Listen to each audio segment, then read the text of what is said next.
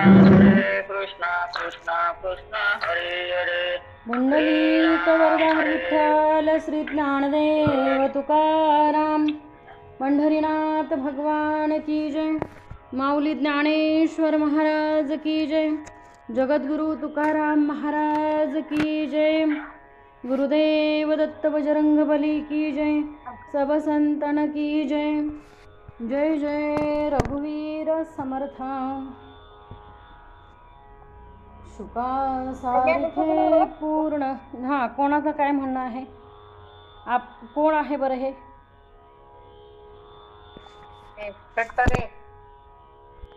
पुंडलिक वरदार विठ्ठल श्री ज्ञानदेव तुकाराम. पंढरीनाथ भगवान की जय. माऊली ज्ञानेश्वर महाराज की जय. जगद्गुरु तुकाराम महाराज की जय. सब संतन की जय. जय जय रघुवीर समर्थ. गुरुर्ब्रह्मा गुरुर्विष्णू गुरुर्देवो महेश्वरा. गुरु साक्षात परब्रह्म तस्मै श्री गुरुवे नमः. ब्रह्मानंदं परमसुखदं केवलं ज्ञानमूर्तिं द्वन्द्वातीतं गगनसदृशं तत्त्वमस्यादिलक्षणम् एकं नित्यं विमलमचलं सर्वधी साक्षिभूतं भावातीतं त्रिगुणरहितं सद्गुरुतं नमामि. वक्रतुंड महाकाय सूर्यकोटिसमप्रभ निर्विघ्नं कुरु मे देव सर्वकार्येषु सर्वदा. मनोजेवं मारुततुल्यवेगं जितेन्द्रियं बुद्धिमतां वरिष्ठं वातात्मजं वानरयुद्धमुख्यं श्रीरामदूतं शरणं प्रपद्ये. समचरणसरोजं सान्द्रनीलाम्बुदामं जगन्विहितपाणिं मण्डनं मण्डनानां तरुणतुलसीमाला कन्धरं कञ्जनेत्रं सदयधवलहासं विठ्ठलं चिन्तयामि.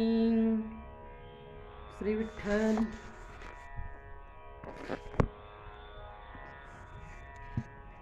जय जय रघुवीर समर्थ. श्रीमद दासबोध दशक दुसरा मूर्ख लक्षण नाम समास 6वा तमोगुण लक्षण. श्रीराम समर्थ. बघा आता आपल्याला कोणता दिला आहे समास? तमोगुण लक्षण. याच्या अगोदर कुठला झाला भावेश महाराज?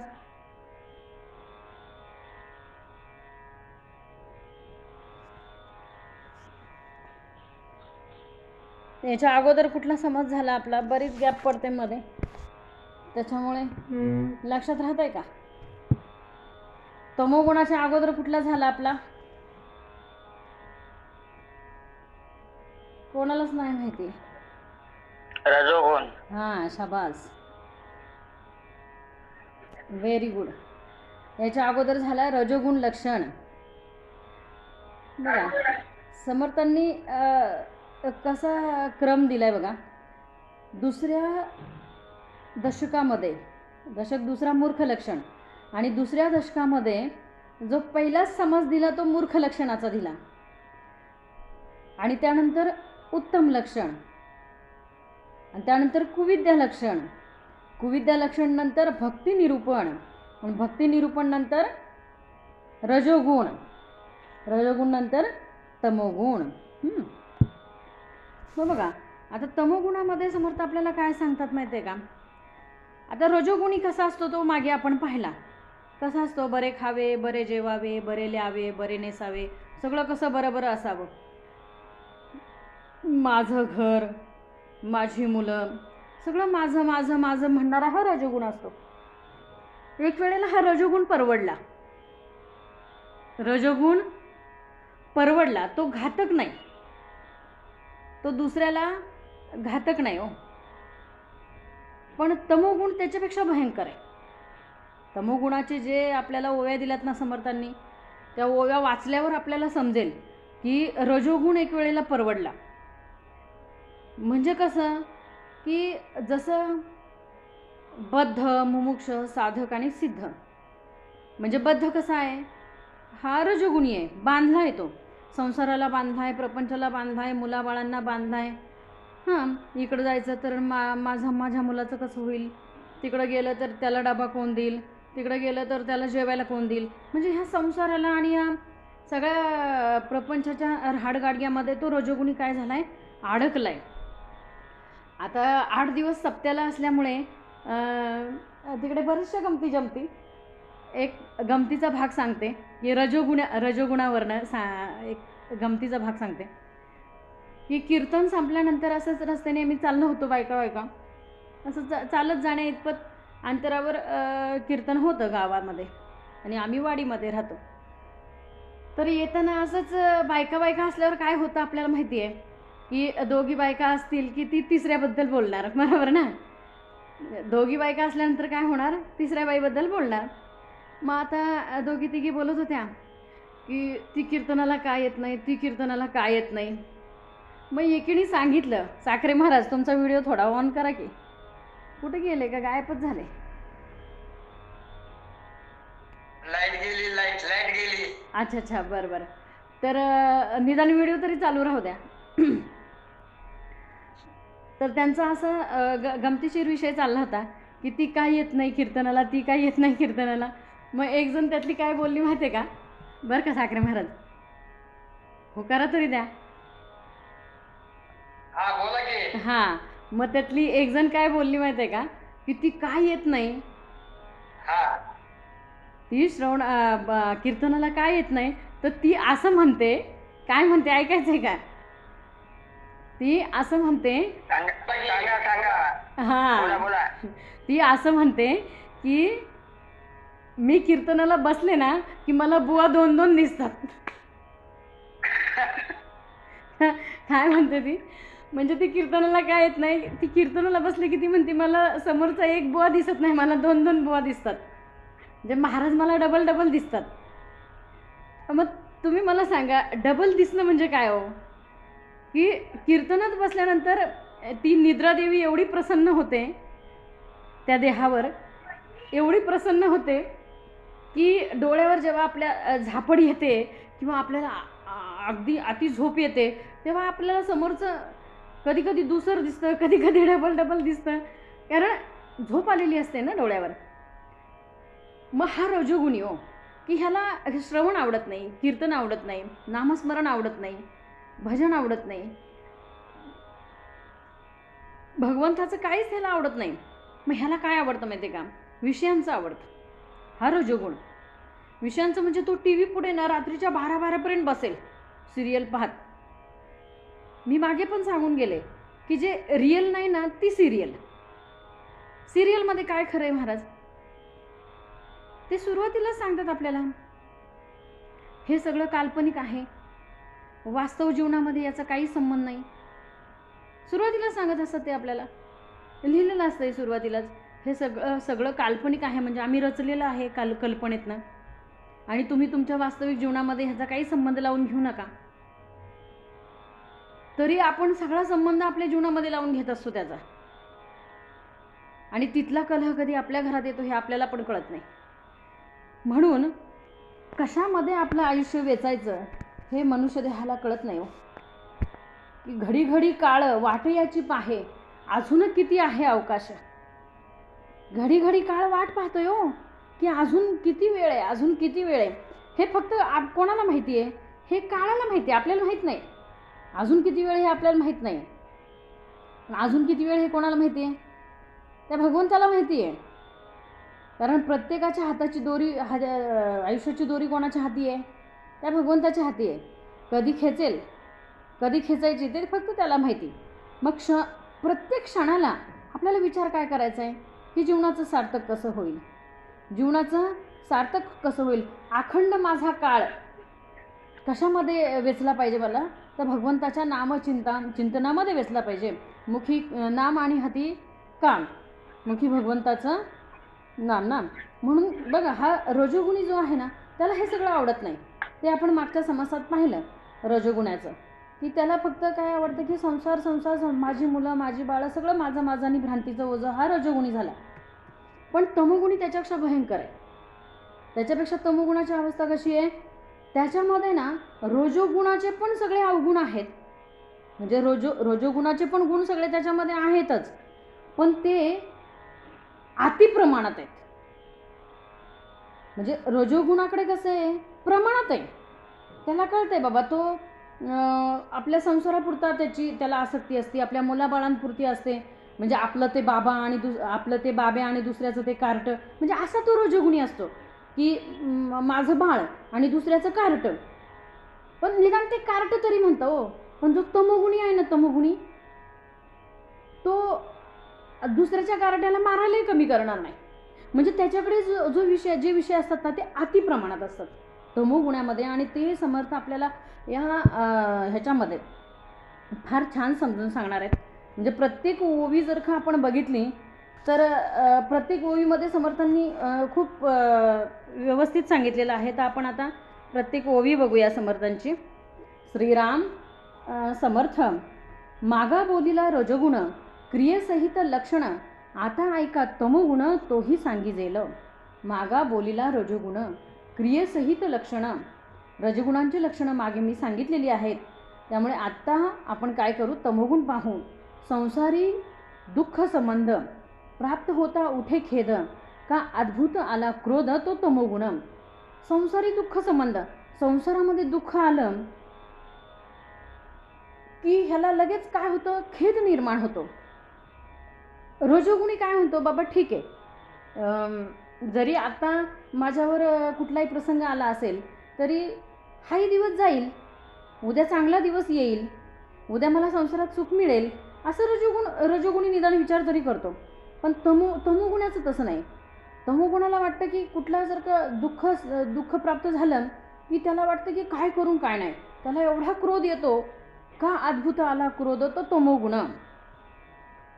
संसाराच्या दुःखामध्ये सत्वगुणीच फक्त हा विचार करू शकतो. कुठला, की संसाराच्या दुःखातून आणि त्रिविध तापातून पोळून निघल्याशिवाय मी भगवंतापर्यंत पोचणार नाही, हा विचार फक्त सत्वगुणी करू शकतो. जो त्रिविध तापे पोळला तोची एका अधिकारी झाला परमार्थासी. जो संसार दुःखे दुःखवला, संसाराचं जे दुःख आहे, संसारी दुःख संबंध, जो संसार दुःखे दुःखवला, जो त्रिविध तापे पोळला तोची एका अधिकारी झाला परमार्थासी. परमार्थाचा अधिकारी होणं एवढं सोपं नाही हो. परमार्थ ही सुळावरची पोळी आहे. मी नेहमी सांगते की परमार्थ काय आहे, सुळावरची पोळी आहे. निवडील तो धनी कसा आहे, वेगळाची आहे. म्हणून शरीरी क्रोध भरता, नोळके माता पिता, बंधू बहीण कांता, ताडी तो तमोगुण. एकदा शरीरामध्ये क्रोध भरला, एकदा शरीरामध्ये क्रोध आला की त्याला समोर काही दिसत नाही, बंधू दिसत नाही. संसारी क्रोध भरता, नोळके माता पिता, माता पिताही ओळखू शकत नाही हो तो. म्हणजे एकदा का त्याला क्रोध आला की आई वडिलांना लाथणी मारणारे मुलं आपण पाहिलेली आहेत. उदाहरणं भरपूर आहेत. आई वडिलांना एकदा राग आला की नाही, की समोर माझा जन्म दिलेली आई आहे, जन्म देणारा माझा पिता आहे, हे सुद्धा मनुष्यदेह विसरून जातो आणि तो माणूस मुळात राहतच नाही. ज्या वेळेला आपल्या आईवडिलांना लाथा घालतो, शरीरी क्रोध भरता, नोळखे माता पिता, बंधू बहीण कांता, ताडी तो तमोगुण. त्या एवढा त्याच्यामध्ये क्रोध भरलेला असतो की त्या एकाला आवरायला 4-4 लोक असतात. ज्या वेळेला क्रोध भरलेला असतो ना देहामध्ये, तमोगुणी माणसाचं चाललंय बरं का. रजोगुणी थोडा तरी विचार करतो. आता आमचे भावेश महाराज थोडा तरी विचार करतील की ठीक आहे बाबा, एकाला राग आला तर एकाने शांत व्हायचं. नियम काय आहे की एकाला राग आला तर दुसऱ्याने शांत व्हायचं, बरोबर ना. आणि रागामध्ये एक रागवलाय, दुसरा पण रागवला तर काय होणार आहे, अग्नी भडकणारच आहे. मग त्या अग्नी पेटलेला असताना आपण त्याच्यावर पाणी शिंपडायचं का तेल ओतायचं, काय केलं पाहिजे नक्की? पाणी शिंपडलं पाहिजे. तो अग्नी विझवता आला पाहिजे, क्रोधाग्नी पण विझवता आला पाहिजे, बरोबर ना. आतमध्ये पण मनामध्ये जेव्हा क्रोधाग्नी उत्पन्न होतो ना, तेव्हा थोडंसं शांत राहिलं पाहिजे की अरे आपल्याला आता राग आलाय. मग रागामध्ये जो शांत राहतो ना तो खरा. भगवंताचा भक्त जो रागामध्ये शांत राहतो. भयंकर ही आपली परीक्षा असते हो. म्हणजे भगवंत पण काय करतो माहिती आहे का, की हा माझा खरोखर भक्त आहे की नाही याची परीक्षा असते. की ज्याचं बोलून झालंय त्यांनी म्यूट करायला हरकत नाही बरं का भावेश महाराज. शरीरी क्रोध भरता नोळखे माता पिता बंधू बहीण कांता ताडितो तमोगुण. मग त्याला समोर कोणी दिसत नाही, आई दिसत नाही, बहीण दिसत नाही, जो दिसेल त्याला मारत सुटतो, असा हा तमोगुण. दुसऱ्याचा प्राण घ्यावा, पुढच्या ओळीत काय दिलंय समर्थांनी, दुसऱ्याचा प्राण घ्यावा आपला स्वय द्यावा विसरवी जीव भावा तो तमोगुण. मग मी त्याला तरी मारीन नाही तर मी तरी मरेल इथपर्यंत तो जातो. म्हणजे रागाच्या भरामध्ये ना काय होईल काही सांगता येत नाही. आणि रागाच्या भरात झालेल्या घटना आहेत ना आपल्याला दुसऱ्या दिवशी, रागाच्या भरात झालेल्या घटना आपल्याला दुसऱ्या दिवशी कळतात. त्या ठिकाणी असं असं झालं बरं का.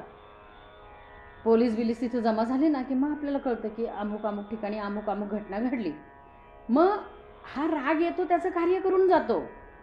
मी मागे पण उदाहरण सांगितलं की ज्या वेळेला ते विषय आतमध्ये संचार करत असतात तुमच्या आमच्या देहामध्ये, त्यावेळेला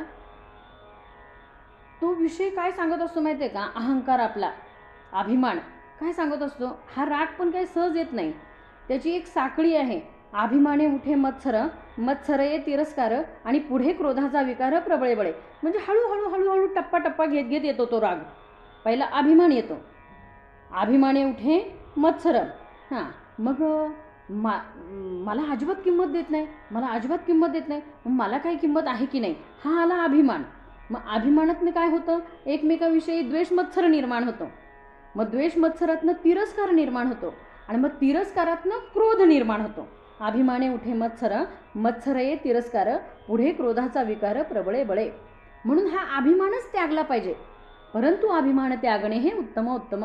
मग हा आपला अभिमान आहे ना तोच त्यागला पाहिजे. मी कोण आहे, मी कोणीच नाही भगवंता, मी तुझ्या पायाची धूळ पण नाही, माझ्याकडे कुठलाच अभिमान नको. नको नको मान नको अभिमान सोडी मी तू पण तोची सुखी. सुखी व्हायचं असेल ना तर हा मान नको, अभिमान नको, मी तू पण नको, काहीच नको. मला कोणी मान द्या देऊ नका, मला कोणी ताई म्हणू नका, काही फरक पडत नाही आपल्याला. काय फरक पडतो, पण आपण जर का त्याच्यामध्ये अडकत गेलो तर आपल्याला द्वेष मत्सर तिरस्कार ह्या सगळ्या भावना आपल्या आतमध्ये काय होणार आहेत, उत्पन्न होणार आहेत. म्हणून काय सांगितलं की दुसऱ्याचा प्राण घ्यावा आपला स्वय द्यावा विसरवी जीवा भावा तो तमोगुण. दुसऱ्याचा प्राण घ्यावा आणि आपला द्यावा असं ज्याला वाटतं ना तो तमोगुणी दाखवला. भरले क्रोधाचे काविरे पिशाच्या सारखा वावरे नाना उपाय नावरे तो तमोगुण. एकदा का क्रोध भरला अंगामध्ये की हा पिशाच्या सारखा होतो. पिशाच म्हणजे एखादं भूत तरी बरं. आता भूत कोणी पाहिलंय का, मी तरी कधी पाहिलेलं नाही बरोबर ना. पण पिशाच म्हणजे भूतासारखा तो असा सहीर होतो. भरले क्रोधाचे काविरे पिशाच्या सारखा वावरे, इतका तो वेड्यासारखा वागतो, इतका वेड्यासारखा वागतो, एवढा तमोगुण भरलेला असतो की आजूबाजूचे लोक म्हणतात की याला कुठंतरी झपाटले, याला कुठंतरी काय केलंय. आणि ते तिकडं तुमच्या कोकणातच भरपूर आहेत झपाटले. आणि ते भूत तुमच्याकडेच भरपूर आहेत. पहिली गोष्ट भावेश महाराज, आपणच मोठं भूत आहे, हेच मोठं भूत आहे. हे कुणाला लागू नाही म्हणजे झालं. दुसरं कुठलं भूत हो. आणि 5 भूतं आहेत तेवढी मान्य करू आपण. परमार्थात आल्यानंतर भगवंताच्या चरणी आल्यानंतर फक्त 5 भूतं मान्य करायची. पृथ्वी आप तेज वायू आणि आकाश ही पंचमहाभूतं आहेत. याच्या पलीकडे 6वं भूत मी कधी पाहिलेलं नाही. लोक सांगतात भरपूर काय काय.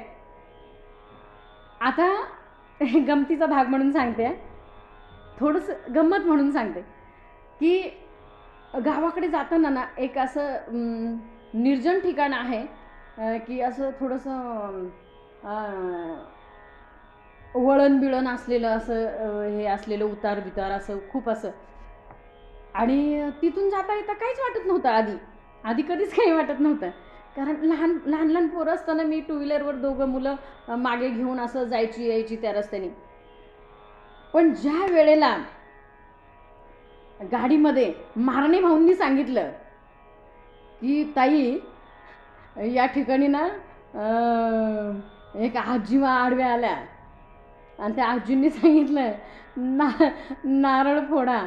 मग मी आजींना नारळ फोडून दिला आणि मग ती आजी म्हणली तू जिथून आलास ना त्यामुळे तुला सोडते, नाही तर तू आज माझ्या हातनं सुटला नसता.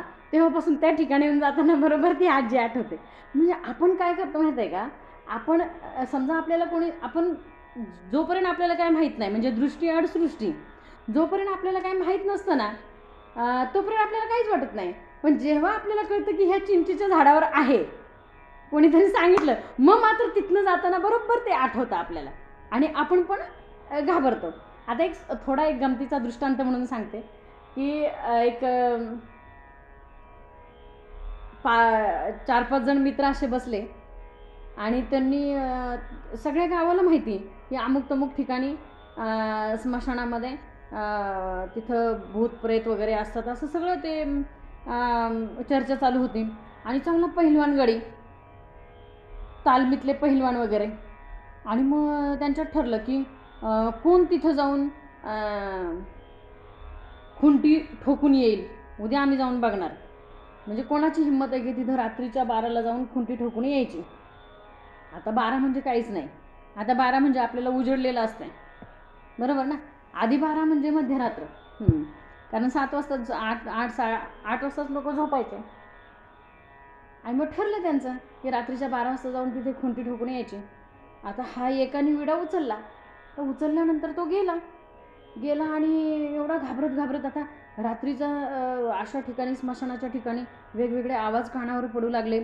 आणि आपण जेव्हा एकटेच असतो ना तेव्हा काय काय काय काय कानावर इकडचे तिकडचे पक्ष्यांचे आवाज, विचित्र आवाज असे ते कानावर पडतात आणि अजून आपल्याला ते भीतीदायक वातावरण निर्माण होतं. अशामध्ये गेला तो आणि खुंटी इकडं बघतोय तिकडं बघतोय, इकडं बघतोय तिकडं बघतोय, असं करत त्याने ती खुंटी ठोकली. आता त्यांनी गडबडीत खुंटी ठोकली, पण त्या खुंटीखाली त्यांनी ठोकलं धोतर. म्हणजे त्याचं ते जे धोत्राचा सोगा होता ना, तो धोत्राचा सोगा आधी आणि त्याच्यावर खुंटी असं ते ठोकल्यानंतर तो जेव्हा ठोकून निघायला लागला तेव्हा ते अडकलं की नाही. आता अडकल्यानंतर त्याला वाटलं मला भूतानी पकडलं. भूतानी काय केलं, मला धरलं. आणि त्या भीतीने तो तिथेच घाबरूनच मेला. हो, घाबरूनच तो तिथे गेला. मग ते मित्र येऊन बघतात तर हे अटॅक येऊन मेलंय, तिथे गेलंय. म्हणजे त्याला खरं भूतानी पकडलेलं होतं का, त्याला भूतानी झपटलेलं होतं का, नाही, तो भीतीने तिथे गेलेला होता तो. म्हणजे सांगायचं आहे काय की आपल्या मनामध्ये भीती असली ना की मग आपण घाबरत असतो. आणि मनामध्ये भीती नसेल ना की मग आपण निर्भीडपणे वावरत असतो. म्हणून हे पिशाच वगैरे आहे ना, ह्याच्यावर कितपत विश्वास ठेवायचा ते ज्याचं त्यांनी पाहावं. काय सांगितलंय, भरले क्रोधाचे काविरे पिशाच्या सारखे वावरे, नाना उपाय नावरे तो तमोगुण. मग ह्याच्यावर नाना उपाय केले हो लोकांनी. नाना उपाय केले म्हणजे काय की लोकांना वाटलं आता ह्याला पिशाचं लागलं की काय, ह्याला काहीतरी. आणि लोकांची मग भाषा कशी असते माहिती आहे का, की काहीतरी बाहेरचं बघितलं पाहिजे. कुठलं पाहिलं पाहिजे, बाहेरचं. बाहेरचं कळतं का, बाहेरचं म्हणजे बुवाबाजी. हा, कोणाकोणाला कळतं बाहेरचं काहीतरी. बघा सारिकाताईंना पण कळतंय बाहेरचं, काहीतरी बाहेरचं बघितलं पाहिजे आहे ना. म्हणजे एखादं जर का असं वेड्यासारखं वागत असेल ना तर काहीतरी बाहेरचं बघितलं पाहिजे. पण समर्थ काय म्हणतात, अरे तू आधी आतलं बघ, मग तुला बाहेरचं कळेल. आधी तुला कुठलं पाहिलं पाहिजे, आतलं पाहिलं पाहिजे. पाहावे आपण असे आपण तया नाव आत्मज्ञान. आधी आतमध्ये बघ, आत्मपरीक्षण केल्याशिवाय याच्यातनं सुटका होणार नाही. बाहेर काय आहे हो. म्हणून काय सांगितलंय पुढे, आपला आपण शस्त्रपात पराव्याचा करी घात, ऐसा समय वर्तत तो तमोगुण. आपला आपण शस्त्रपात, बघा स्वतःलाच जाळून घ्यायचं, स्वतःलाच पेटवून घ्यायचं, तमोगुण. हे तमोगुणाचं चाललंय सगळं. आपला समासच तमोगुणाचा आहे. आजचा समाज तमोगुणाचा आहे, त्यामुळे शेवटपर्यंत हाच विषय राहणार आहे. विषय काय दुसरीकडे भरकटणार नाही. आपला आपण शस्त्र पाहतं. मग आपला आपण काय करतोय, घात करतोय. मग कुठंतरी दोरी घ्यायची, हां, खाली स्टूल घ्यायचं, मग ती दोरी फॅनला लावायची, मग ती गळ्यात अडकवायची. तोपर्यंत तो क्रोध आहे ना म्हणत असतोय, तू काही कमी आहे का, तू काही कमी आहे का, तू काही कमी आहे का. म्हणजे तो आतनं क्रोध आहे ना माणसाला सांगत असतो, तू काही कमी आहे का, यांना एकदा दाखवून दे तू काय आहे, यांना एकदा दाखवून दे तू काय आहे. मग कुठपर्यंत दाखवून दे. स्टूल घेत आहे, मग ते फॅनला अडकवत आहे, मग ते गळ्यात घालते, आणि मग ते गळ्यात घातल्यानंतर ज्या वेळेला ते स्टूलला लात मारते ना त्या वेळेला शेवटच्या क्षणी आतले विषय सांगतात, आम्ही लाख सांगू तू काय ऐकलं. म्हणजे शेवटच्या क्षणी ते बाजूला होतात. विषय कुठपर्यंत असतात की सगळं करायला लावतात आपल्याला, आणि शेवटच्या क्षणी म्हणतात आम्ही लाख सांगू तू का केलं. मग शेवटी घात कोणाचा झाला हो, आपला आपण शस्त्रपात, पराव्याचा करी घात. आपल्यालाच काहीतरी शस्त्र मारून घ्यायचं, किंवा फाशी घ्यायची, किंवा अंगावर रॉकेल ओतायचं, किंवा विष खायचं, हा आपला आपण घात. पराव्याचा करी घात ऐसा समय वर्ततो तो तमोगुण. मग असा कोण असतो तर तो तमोगुणी असतो. कोणत्याही प्रसंगी टोकाला न जाता प्रत्येक प्रसंगामध्ये मार्ग काढायला शिकलं पाहिजे. कुठलाही प्रसंग असू द्या. घर आहे, घरोघरी मातीच्या चुली, पण आता चुली नाहीत, पण घरोघरी काय आहे हो, घरोघरी प्रत्येकाच्या घरी आपण भांड्याला भांडं म्हणू. मातीच्या चुली जरी नसल्या तरी भांडी तर सगळ्यांच्या घरी आहेत का. भांड्यांना काय पर्याय आलाय, आता चुलीला पर्याय आलाय गॅस, भांड्यांना अजून काही पर्याय आलेला नाही. मग आपण काय म्हणू, घरोघरी भांड्याला भांडं लागल्याशिवाय राहत नाही.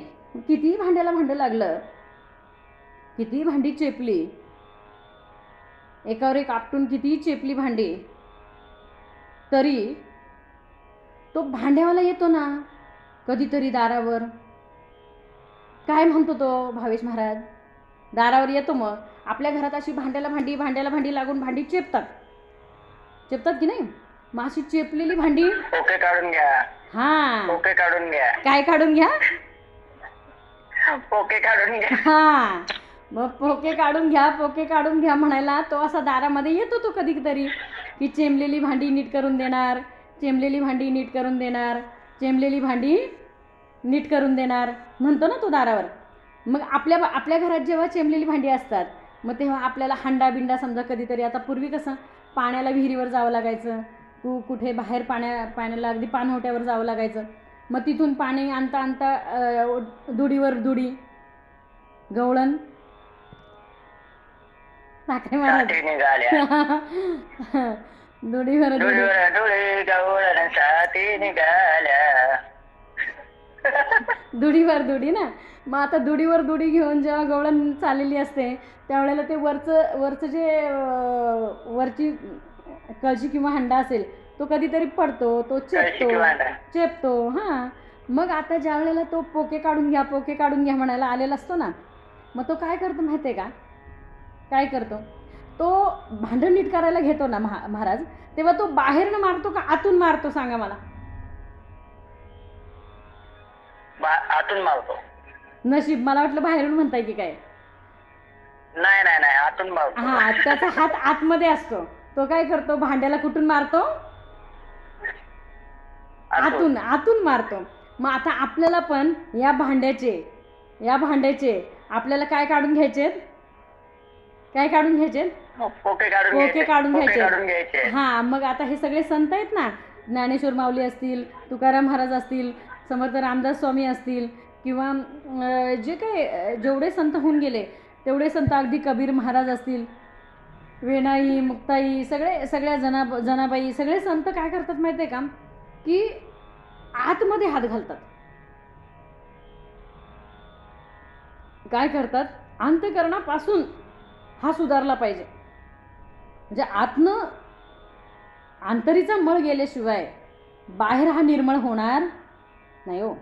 कारण बघा, आंतरी गेली हे जे अमृत आहे ना, संतांनी जे आमच्यासाठी ठेवलेलं अमृत आहे ना, हे अमृत जोपर्यंत आतमध्ये जात नाही तोपर्यंत आतला मळ बाहेर येणार नाही ना. तो मळ बाहेर येण्यासाठी काय करायला पाहिजे, तर हे ज्ञानामृत अखंड मला श्रवण करता आलं पाहिजे. अखंड हे सेवन करतोय, आपण सेवन करतोय. श्रवण म्हणण्यापेक्षा आपण हे आपलं आता जेवण आहे. हे आपलं काय आहे, ज्ञानान्न भोजन आहे. ज्ञानान्न भोजन म्हणजे आपल्याला ते द्वैतातलं भोजन खायचंच आहे. ते कशासाठी आहे, तर जगण्यासाठी आहे. बरोबर ना. संतांनी आहे ना बाहेरचं अन्न जगण्यापुरतं खाल्लं. तसं म्हणण्यापेक्षा आपण त्याही पलीकडे जाऊन विचार काय करू, की ते जगण्यासाठी खात होते. समजलं ना भावेश महाराज. संत जगण्यासाठी खात होते आणि आपण खाण्यासाठी जगतोय. ते जगण्यासाठी खात होते, त्यांना आपण खाण्यासाठी जगतोय. म्हणजे हा त्यांच्यात आणि आपल्यातला फरक आहे. म्हणजे कसं की समर्थ काय करत होते माहिती आहे का, समर्थ 4 घरी 5 घरी भिक्षा मागायचे. मग आता समर्थांची लोकांना प्रचिती यायला लागली की बाबा काय काय काय काय असं. शेवटी चमत्काराशिवाय नमस्कार पण नाही. ज्यावेळेला माऊलींनी निर्जीव भिंत चालवली, ज्यावेळेला माऊलींनी रेड्याच्या डोक्यावर हात ठेवला, तेव्हा रेडा बोलायला लागला. आता हा पण रेडाच आहे. हा इथं बसल्यानंतर हात वरदहस्त कोणाचा आहे, माऊलींचा आहे. आता माऊलींनी डोक्यावर हात ठेवल्यानंतर रेडा बोलणार, रेडाच आहे हो. प्रत्येक देह जो बसलेला असतो तो रेडाच आहे. फक्त माऊलींचा हात आहे म्हणून तो बोलतो. बरोबर ना. आपण आपल्याला रेडाच समजावं, कारण माऊलींचा हात नसेल तर काही रेडा बोलणार नाही. मग बघा, अजिबात बोलू शकत नाही. अजिबात बोलू शकत नाही. मी करता म्हणसी तेने तू दुःखी कष्टी होसी, आणि श्रीराम करता म्हणसी तेने तू पावशी यश कीर्ती आणि प्रताप. मग यश कीर्ती आणि प्रताप पाहिजे असेल तर मला श्रीराम करता म्हणता आलं पाहिजे. बरोबर ना. अखंड भूमिका कोणाची पाहिजे, तर मला रेड्याची अखंड भूमिकेत राहता आलं पाहिजे. मग काय सांगितलं पुढे, की डोळा आपण शस्त्रपात पराव्याचा करी घात, ऐसा समय वर्तत तो तमोगुण. मग बघा, ज्या वेळेला माऊलींनी भिंत चालवली, ज्या वेळेला रेड्यामुखी वेद बोलवले, त्यावेळेला माऊलींची कीर्ती वाढली. आणि ज्या वेळेला बघा त्या विसोबा खेचर त्यांनी हे पण दिलं नाही. कोण ते विसोबा खेचरच ना, खापर दिलं नाही ते खेचरच. विसोबा खेचर त्यांनी खापर पण दिलं नाही. आणि खापर दिलं नाही, मग हे कसे मांडे भाजतात म्हणून बघण्यासाठी त्यांच्या मागे मागे आले हो. आणि मागे मागे आले आणि बघतात तर मुक्ताई ज्ञानदादाच्या पाठीवर मांडे भाजते आणि पाठीतनं अग्नी पेटलाय आणि त्याच्यावर पाठीवर मांडे भाजलेत. मग हे पाहिल्यानंतर येऊन लोटांगण घातलं विसोबा खेचरांनी. मग ज्या वेळेला तुम्ही चमत्कार बघता त्यावेळेला तुम्ही नमस्कार करता हो. तोपर्यंत तुम्हाला त्या माणसाची किंमत नाही. जेव्हा ज्ञानोबा होते तेव्हा ज्ञानोबा तुकोबांना लोकांनी भरपूर त्रास दिला. तुकाराम महाराजांच्या पायावर उकळीचं पाणी ओतलं. ज्ञानोबांना तर ह्या 4 भावंडांना तर अन्न पाणी सुद्धा नीट दिलं नाही. म्हणजे त्यांच्या झोळीमध्ये टाकलेली जी भिक्षा होती ती खाली सांडून द्यायची, मातीत मिसळायची, त्याच्यावर नाचायचं, काय काय काय किती किती वाईट प्रकारे त्यांना वागणूक दिली. म्हणजे ज्या वेळेला संत होते त्यावेळेला त्यांची किंमत कोणालाच नव्हती. आणि मग समर्थांचं कसं झालं की समर्थांचे पण असे थोडे थोडे चमत्कार लोकांच्या कानावर जायला लागले. दशक पंचक गावचे ते जे कुलकर्णी होते त्यांचं प्रेत समर्थांनी उठवलं. जसं माऊलींच्या जीवनात जो प्रसंग झाला तोच प्रसंग समर्थांच्या जीवनात पण झाला. मग ते प्रेत उठवल्यानंतर समर्थांच्या तोंडून गेलं अष्टपुत्र सौभाग्यवती हो. मग त्या माई बोलल्या की हा आशीर्वाद तुम्ही मला दिला, पण माझ्या पतीचं प्रेत तर स्मशानामध्ये आहे. मग हा आशीर्वाद कुठला, या जन्माचा का पुढच्या जन्माचा? तेव्हा समर्थ म्हटले रामाने माझ्या मुखातनं ओढवून घेतले म्हटल्यावर हे रामच पूर्ण करेल. आणि मग ते प्रेत आणायला लावलं. मग ते सजीव झाले. मग त्यानंतर त्यांना अष्टपुत्र सौभाग्यवती हो म्हणून दिलं आशीर्वाद. तर ते त्यांना नावच तिथनं पुढं अष्टपुत्रे पडलं. आडनावच त्यांचं काय पडलं, अष्टपुत्रे. आणि त्यांचा जो पहिला पुत्र झाला उद्धव तो समर्थांना त्यांनी देव केला. म्हणजे समर्थांचा पहिला शिष्य तो त्या अष्टपुत्रे म्हणजे त्या कुलकर्णींचा मुलगा. मग असे जे चमत्कार काही काही समर्थांच्या जीवनामध्ये घडायला लागले आणि त्यामुळे मग लोकांना काय झालं की लोक नमस्कार करायला लागले. आणि मग लोकांना वाटायला लागलं की बाबा समर्थ ज्यावेळेला भिक्षा मागायला जायचे तेव्हा त्या गावात त्या बायका काय करायच्या, कोण गोड धोड पुरणपोळी काय काय काय काय चांगलं चवीचं समर्थांना घालायचे. मग त्या समर्थ झोळीत टाकायचे. पण समर्थ म्हणायला लागले हे चवीचं अन्न जर का खाण्याची माझ्या जिभेला सवय लागली तर हे माझ्यासाठी धोकादायक आहे. म्हणजे जिभेला जर का हे चवीचं खाण्याची सवय लागली तर मी परमार्थापासून आणि भगवंताच्या चरणापासून काय होईल, दुरावेल. म्हणून मग समर्थ काय करायचे माहिती आहे का, सगळ्यांचं घेतलेलं ते अन्न एकत्र करायचं, एका गाठोड्यात बांधायचं आणि ते नदीवर नेऊन असं ते गाठोडं बांधायचं आणि ते नदीवर नेऊन ते पाण्यात असं बुडवायचं. त्याचा पूर्ण चोथा करायचा, म्हणजे त्यातला रस निघून जाणार, फक्त चोथा राहणार, चव निघून जाणार त्यातली सगळी. त्यात ना मिठाची चव राहणार, ना तिखटाची राहणार, ना कशाची राहणार. मग चव निघून गेल्यानंतर जो चोथा राहील ना त्याचे 3 भाग करायचे. एक पक्ष्यांना टाकायचा, एक पाण्यातल्या माशांना टाकायचा आणि एक तिसरा घास आपण सेवन करायचे. मग हे पण लोकांनी पाहिलं. मग हे पण लोक म्हणायला लागले माजुरी आहे तो बुवा, आपण एवढं चांगलं चवीचं घालतोय, हे नेऊन कुठे पाण्यात माशांना टाकतोय, हे करतोय. मग नंतर लोक भिक्षाच द्यायचे बंद झाले. मग काही दिवस समर्थांना 4 दिवस उपवास पण घडलेत. म्हणजे हे संतांनी खूप सोसले. आपल्याला हे असे ग्रंथ आहेत ना, हे सहज आपल्या हाती पडलेले नाहीत. याच्यासाठी आपल्या संतांनी खूप लोकांचं सोसलेलं आहे आणि त्याच्यातनं हे वेद निर्माण झालेले आहेत. हे ग्रंथ म्हणजे काय साधेसुधे ग्रंथ नाही हो. समर्थांचा दासबोध तर आहे ना, शिवगीता, रामगीता, गुरुगीता, गर्भगीता, उत्तरगीता, अवधूत गीता, वेद आणि वेदांत, भगवतगीता, ब्रह्मगीता, हंसगीता, पांडवगीता, गणेशगीता, यमगीता, उपनिषदे, भागवत इत्यादिक नाना ग्रंथ संमतीसं बोलेले येथे भगवता की यथार्थ निश्चयशी. एवढ्या सगळ्या ग्रंथांची संमती या दासबोध ग्रंथामध्ये आहे. याच्यामध्ये वेद, वेदांत, तत्त्वज्ञान सगळं आलं. म्हणजे तुम्हाला वेगळं पंचीकरण करायची गरज नाही, वेगळं विचारसागर वाचायची गरज नाही, वेगळं काही वाचायची गरज नाही. कारण समर्थांनी आहे ना 20 दशक 200 समासामध्ये हे सगळं भरलेलं आहे. याच्यामध्ये विचारसागर आलं, पंचीकरण आलं, सगळं वेद वेदांत आलं, सगळं याच्यामध्ये आलं आहे. तत्त्वज्ञान सगळं ह्या दासबोधामध्ये आहे भरलेलं. आपल्याला जर का शॉर्टकट करायचं असेल ना, समजा आता हे सगळे ग्रंथ ज्ञानेश्वरी तर वाचलीच पाहिजे. कारण माझी जनाबाई माऊली म्हणते वाचावी ज्ञानेश्वरी, डोळा पहावी पंढरी, ज्ञान होय मुढा. ज्ञानेश्वरी वाचल्याने काय होईल तर ज्ञान होय मुढा, अतिमूर्ख त्या दगडा. अतिमूर्ख असा दगडासारखा जो असेल ना त्याला काय होणार आहे, ज्ञान होणार आहे. ज्ञान होई मुढा, अतिमूर्ख त्या दगडा, ज्ञान होई अज्ञानासी, ऐसा वर त्या टिकेसी. त्या ज्ञानेश्वरीला हे वरदानच आहे की ऐसा वर त्या टिकेसी. म्हणजे काय की त्या ज्ञानेश्वरीलाच वरदान आहे की अज्ञानाला पण काय होणार आहे, ज्ञानाची प्राप्ती होणार आहे. आणि वाचील जो कोणी, पुढे जनाबाई माऊली काय म्हणते माहिती आहे, वाचील जो कोणी जनी त्यासी लोटांगणी. जो ज्ञानेश्वरी वाचेल ना त्यालाच आणि म्हणते मी लोटांगणी आहे, त्यालाच मी लोटांगण घालते. म्हणजे केवढा हा नम्रपणा. नम्र झाले भूता तेने कोंडिले अनंता. अखंड नम्रता घेऊन राहता आलं पाहिजे. म्हणून काय सांगितलं आहे, डोळा युद्धची पहावे. बघा तमोगुणी कसा असतो, त्याला काय आवडतं आहे, डोळा युद्धची पहावे, रण पडिले तेथे जावे, ऐसे घेतले जीवे तो तमोगुणे. अशी ज्याची वासना होते की अखंड मारामारीच पाहावी. लोक कुठे जिथं भांडणं चाललीत ना तिथं हा पहिला उभा, कारण तमोगुण आहे ना त्या हात भरलेला. अखंड भ्रांती पडे, केला निश्चय विगडे, अत्यंत निद्रा आवडे तो तमोगुणी. मग तमोगुणाला काय आवडतं, अत्यंत निद्रा आवडे, झोप. सकाळच्या 10 वाजले तरी याचं पांघरून हटत नाही. तमोगुण. सुधाजयाची वाढ, भूक, पोट किती, खावं किती हे पण ज्याला कळत नाही तो तमोगुणी.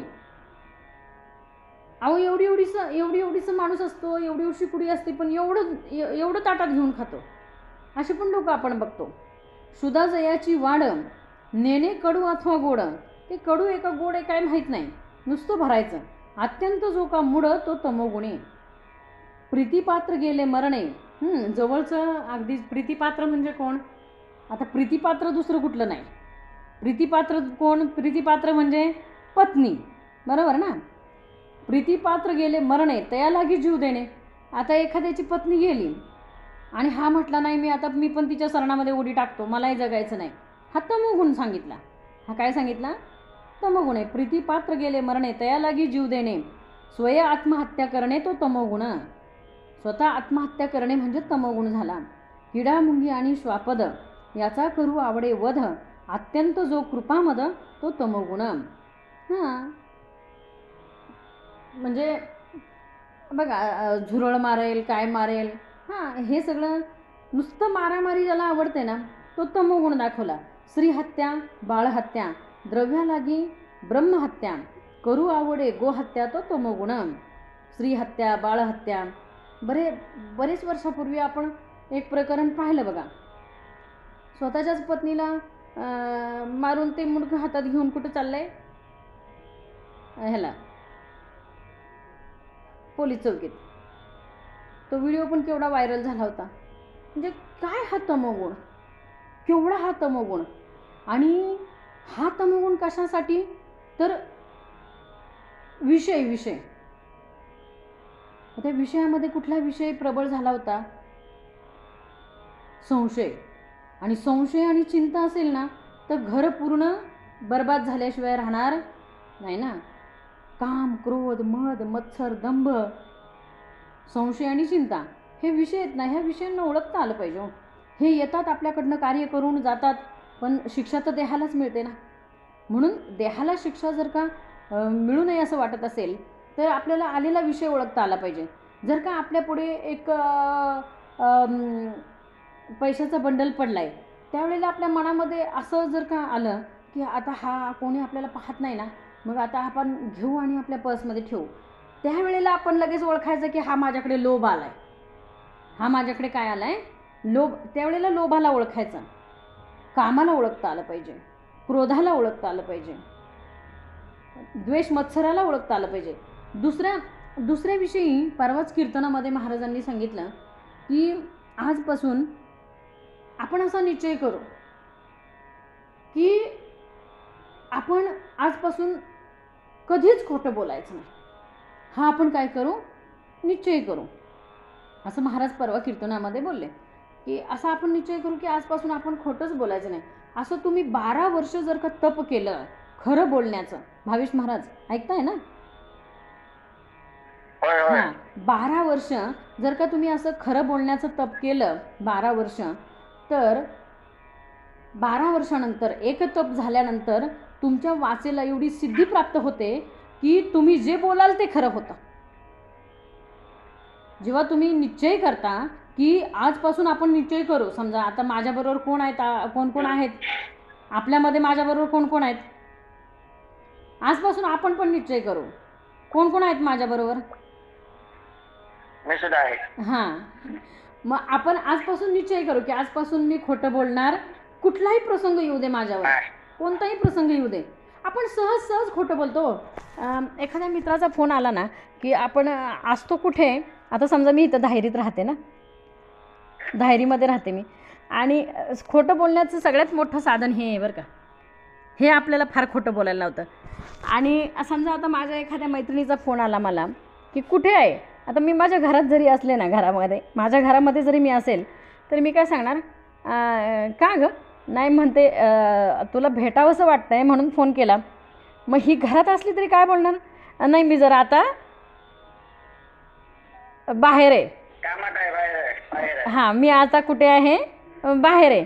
म्हणजे हां म्हणजे मी काय झालं, साध्या गोष्टीसाठी मी काय करते, खोटं बोलते. आता हे एकदा ऐकलं, दोनदा ऐकलं त्या मैत्रिणीने, बरं का भावेश महाराज, गंमत आहे का, एकदा ऐकलं, दोनदा ऐकलं, तिसऱ्यांदा तिने काय केलं माहिती आहे का, तिसऱ्यांदा तिने फोन केला दारातच येऊन. कुठे येऊन फोन केला, कुठे येऊन फोन केला, समोर जेवण केलंय, दारात बंद, दार बंद असते ना, मग दारातच येऊन फोन केला तिसऱ्यांदा. आणि फोन केला ना, विचारलं म्हणे कुठे आहे, तर ही नेहमीप्रमाणे म्हटली जरा बाहेर आहे. तर ती म्हणते अगं तुझ्या घरातनं मला आवाज येतोय, दार उघड. म्हणजे कधीतरी आपण एकदा खोटं बोलू, दोनदा खोटं बोलू, पण तिसऱ्यांदा नक्कीच आपण पकडले जाणार की नाही. आणि खोटं बोललेलं ना लक्षात ठेवावं लागतं,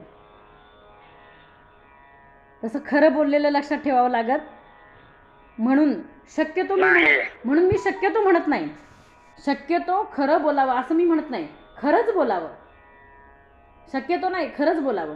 किती प्रसंग येऊ दे, पण खरं बोलता आलं पाहिजे. खोटे ते खोटेची खोटे, खऱ्याचं तगेना बालटे. जे खोटं आहे ते खोटंच आहे, ते खऱ्यापुढे कधीच टिकू शकत नाही. म्हणून अखंड बरे सत्य बोला, बरे सत्य बोला, यथा तथ्य चाला, यथा तथ्य चाला, बहुमानिती लोक तेणे तुम्हाला. म्हणजे बरे सत्य बोला, यथा तथ्य चाला, बहुमानिती लोक तेणे तुम्हाला. म्हणून खरं बोलता आलं पाहिजे, सत्य बोलता आलं पाहिजे. आणि पुढे काय सांगितलं, सुधा जयाची वाड, नेने कडू अथवा गोड, अत्यंत जो कामुड तो तमोगुणा.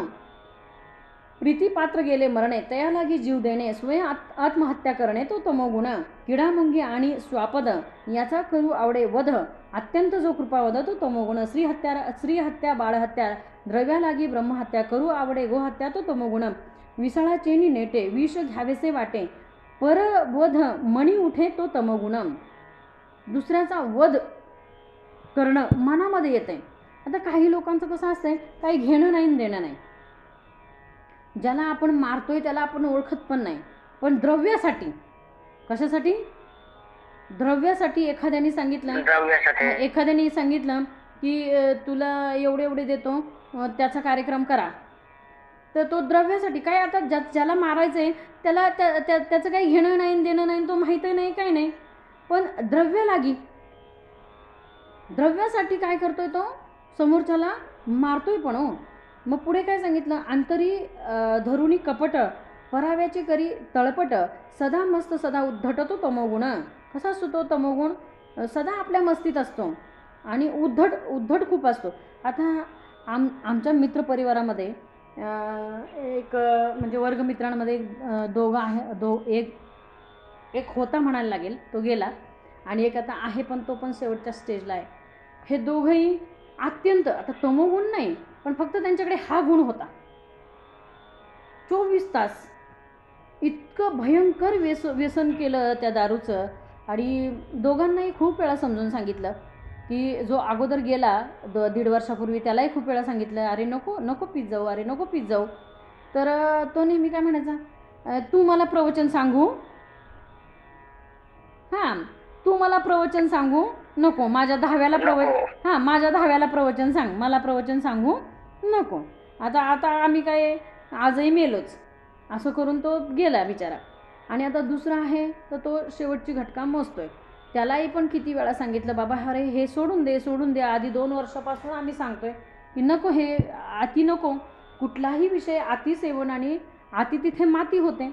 आता त्याच्या दोन्ही किडन्या फेल झाल्या, लिव्हर खराब झालं, पोटात कावळी उतरली, आता शेवटच्या स्टेजला आहे. मग हे नुकसान कोणाचं झालं, वय आमचंच, आम्ही वर्गमित्र म्हणजे आमच्याच वयाचे. म्हणजे तुम्ही 40-45ला जर का जाताय तर मग आयुष्य तुम्ही हाताने काय केलं. म्हणजे देवे दिला देह भजन गोमटा, देवानी एवढा देह तुम्हाला भजनासाठी दिलेला आहे, भगवंताच्या प्राप्तीसाठी दिलेला आहे, आणि तुम्ही नको त्या गोष्टीमध्ये नको ते करून तुम्ही देहाचं काय करताय, मातेरं करताय हो.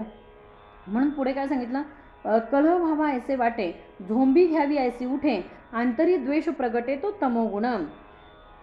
अखंड नुसतं भांडणच करावीशी वाटते. कलह व्हावा ऐसे वाटे, झोंबी घ्यावी ऐसी उठे, म्हणजे भांडणं केल्याशिवाय ना चैनच पडत नाही. आता आपल्या ओव्या भरपूर आहे, नाही तर दृष्टांत आला होता तोंडावर, काय करू, ओव्या वाचायला लागतील माणूस त्या. दृष्टांत सांगू का पुढे जाऊ, सांगा दृष्टांत सांगा.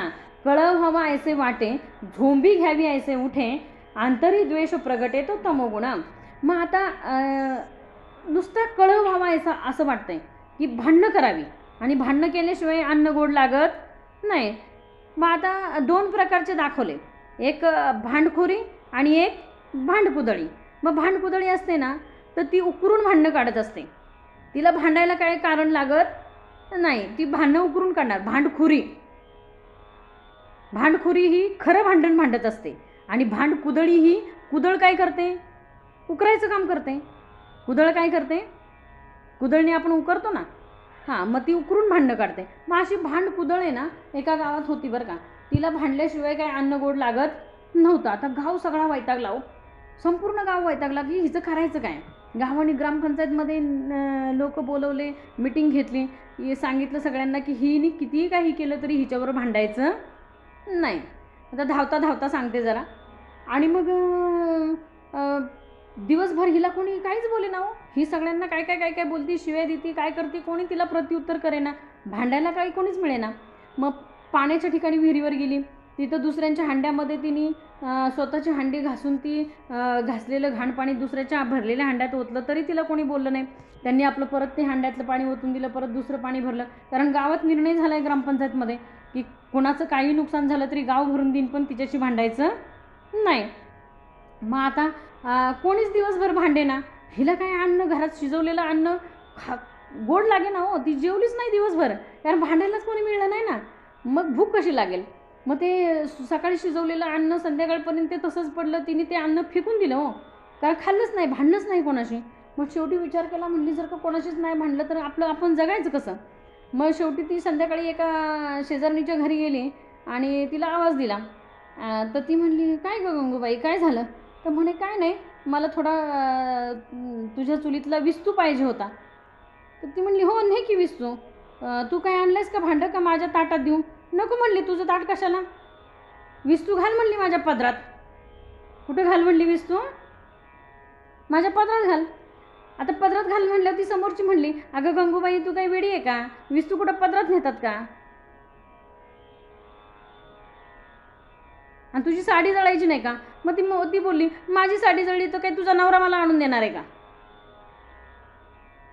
आणि मला वेडी म्हणती. तिने 7 पिढ्यांचा उद्धार केला तिच्या, मला वेडी म्हणती. तू वेडी, तुझा पुढचं तुम्हीच म्हणा सगळं, बरोबर ना. मग हा 7 पिढ्यांचा तिचा उद्धार केल्यानंतर, तिच्याबरोबर भांडल्यानंतर परत घरी गेली, ताजं अन्न शिजवलं आणि तेव्हा तिला पोटभर ती जेवली. मग हे असं आहे हो ह्या लोकांचं. तमोगुणी लोकांना आहे ना, दुसऱ्याशी भांडल्याशिवाय किंवा कलह केल्याशिवाय अन्न पण गोड लागत नाही. पुढे सांगितलंय, युद्ध देखावे ऐकावे, स्वय युद्धाची करावे, मारावे की मरावे हा तमोगुण. म्हणजे समोरच्याला तरी मारेल नाही तर मी तरी मरेल, हा तमोगुण. मत्सरे भक्ती मोडावी, देवाळये विघडावी, फळती झाडे तोडावी हा तमोगुण. सत्कर्मे ते नावडती, नाना दोष ते आवडती, पाप भय नाही चित्ती तो तमोगुण. पापाचं भयच चित्तामध्ये नाही. बघा, एकदा का शरीर हे पापाकडे वळलं की नाही, पापासी वळले शरीर पापची घडे तदनंतर. एकदा शरीर पापाकडे वळल्यानंतर त्यानंतर काय घडत असते, अखंड पापच घडत असते. म्हणून ते पापाकडे न वळता त्याला पुण्य मार्गाकडे वळवता आलं पाहिजे. पडिले वळण इंद्रिया सकळ, पडिले वळण इंद्रिया सकळ, भाव तो निराळा नाही दुजा, भाव तो निराळा नाही दुजा, नाही दुजा, नाही दुजा पांडुरंग ध्यानी, पांडुरंग मनी. बघा, एकदा शरीर हे पडिले वळण इंद्रिया सकळ, हे ह्या इंद्रियांना काय करायचं आहे, तर वळण लावता आलं पाहिजे. मग वळण कुठलं लावायचं आहे, तर भक्ती मार्गाकडे त्याला वळवता आलं पाहिजे. म्हणून ब्रह्म वृत्तीचा उच्छेद, जीव मात्रास देणे खेद, करू आवडे अप्रमाद तो तमोगुण. अग्न प्रळय, शस्त्र प्रळय, भूत प्रळय, विष प्रळय, मत्सरे करी जीवक्षय तो तमोगुण. परपिढेचा संतोष, निष्ठुरपणाचा हव्यास, संसाराचा नये त्रास तो तमोगुण.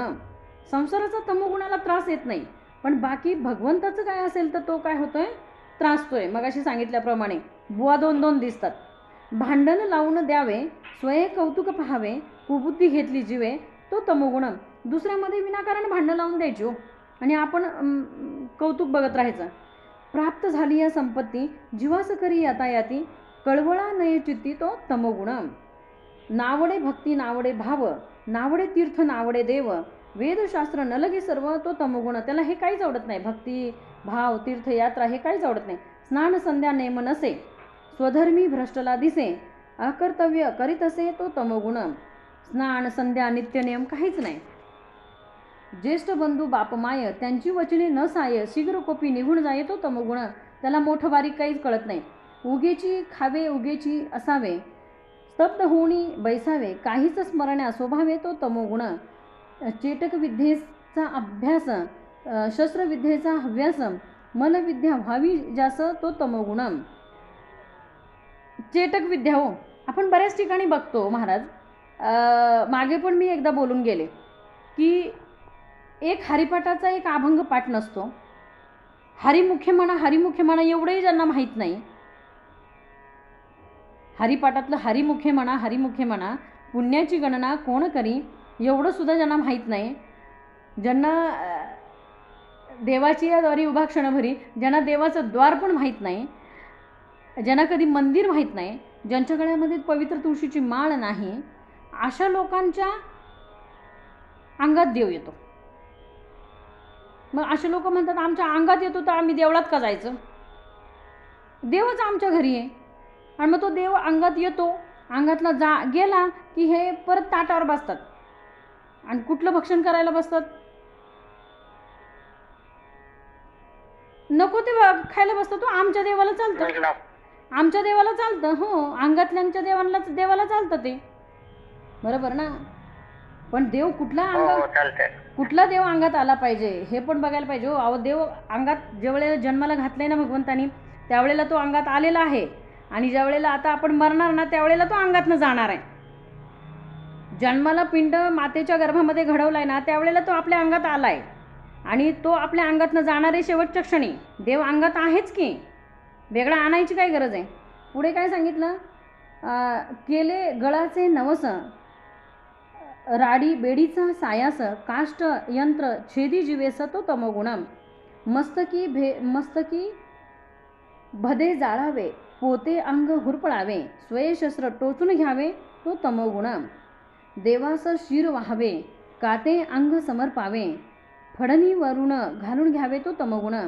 आता शिर मस्तक देवापुढं कापून ठेवायला काय आपण रावण आहे का? नाही की नाही. पुढे काय सांगितलं? निग्रह करून धरणे काते टाकून घेणे देवद्वारी जीव देणे तो तमोगुण. देवाच्या मंदिरात जाऊन जर का आपण जीव दिला, बरं काशीला गेल्यावर काशीच्या तीर्थक्षेत्री मेल्यानंतर मुक्ती मिळते, कबूल आहे. पण तिथं मेल्यानंतर मुक्ती मिळते, तिथं जीव दिल्यानंतर मुक्ती नाही मिळणार.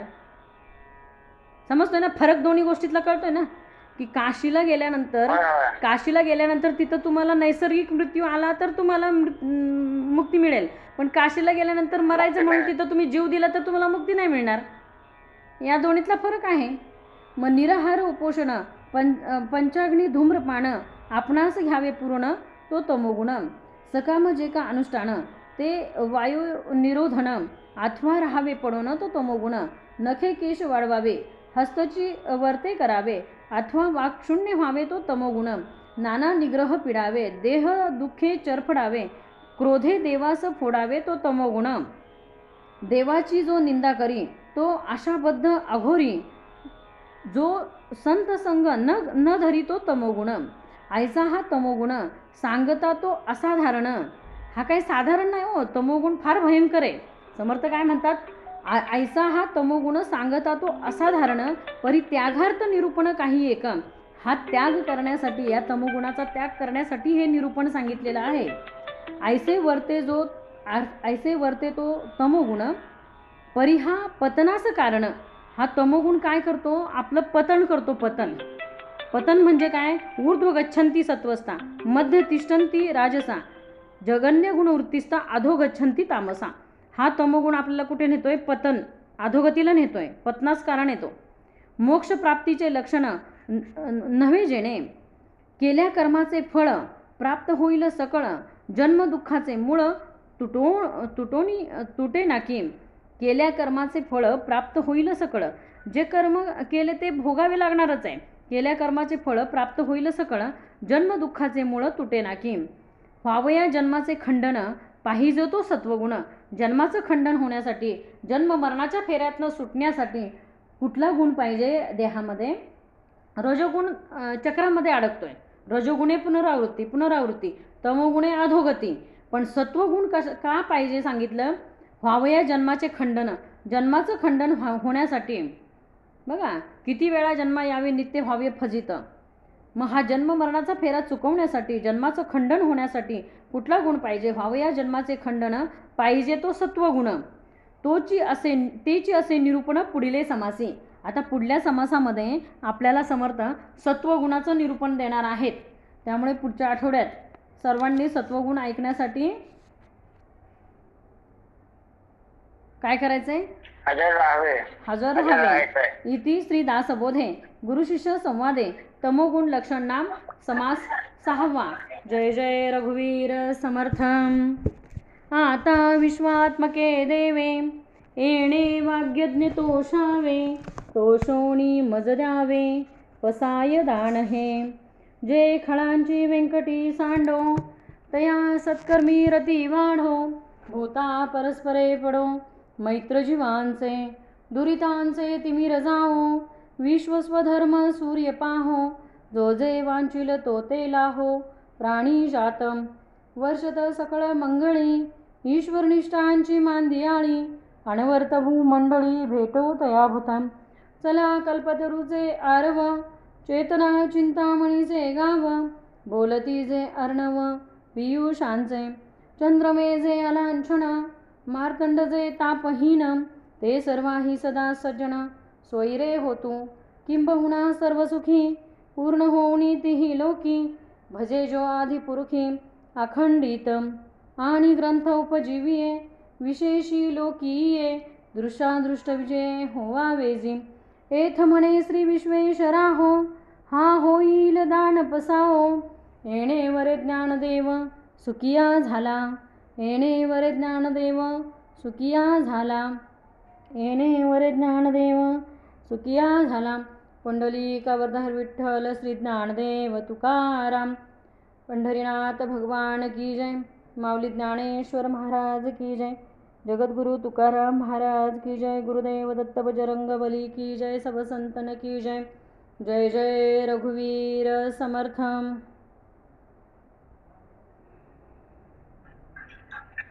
रामकृष्ण हरी ताई. सर्वांना रामकृष्ण हरी.